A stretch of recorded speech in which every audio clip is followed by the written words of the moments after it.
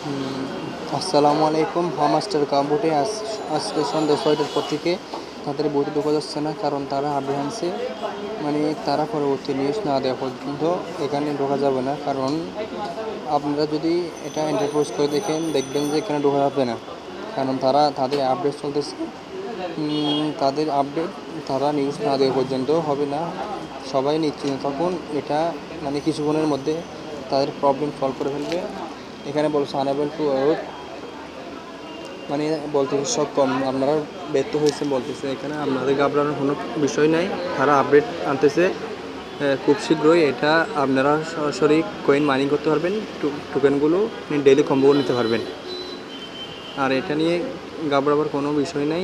তারা একটা real project, তারা টন ব্লকচেইনের সাথে যুক্ত করছে।